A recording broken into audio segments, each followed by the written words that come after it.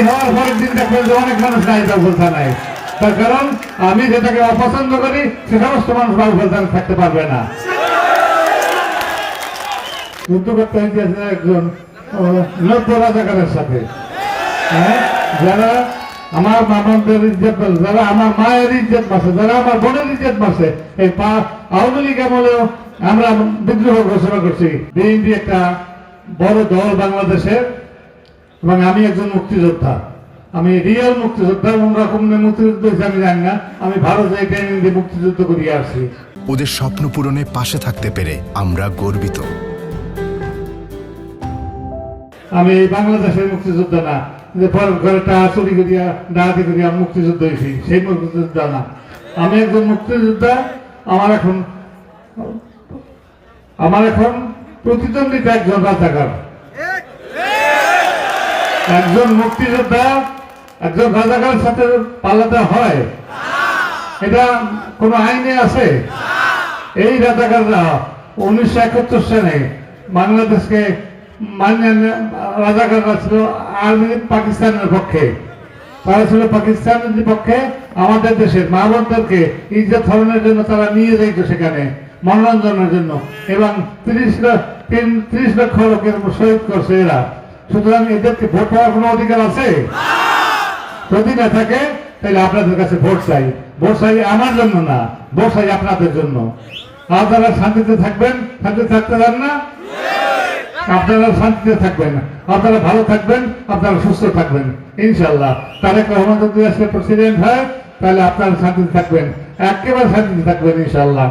আমি একটা কথা বলতে চাই, বাউফল থানায় যদি আমি এমপি হই তাহলে কিছু লোকে বাউফল ছাড়া লাগবে এখানে সাথে সাথে।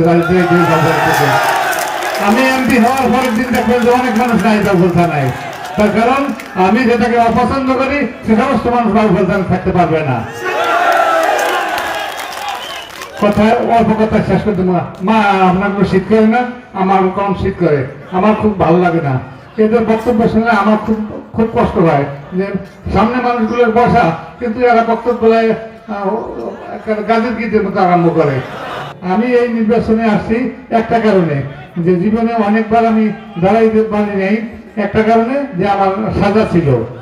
গত 2-3 দিনের নির্বাচন আমি করতে পারিনি, আমার বউ দিয়ে করাইছি, কিন্তু আমি করতে পারিনি। সুতরাং এবছর আমি সব কেস থেকে মুক্তি পেয়েছি অল্প কয়েকদিন আগে, তো সুতরাং আমি এবার করতে পারবো এই জন্য।